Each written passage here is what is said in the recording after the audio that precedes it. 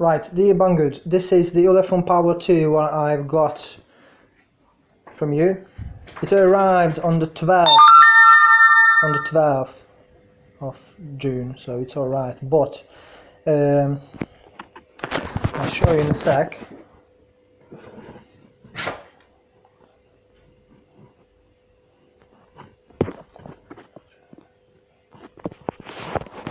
Right, so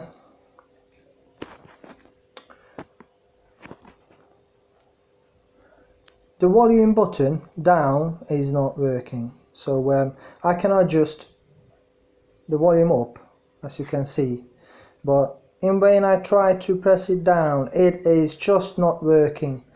So this is a problem. I already reinstalled it, I mean factory resetted it, tried to restart it again constantly, nothing changed it. So that's it. Thanks.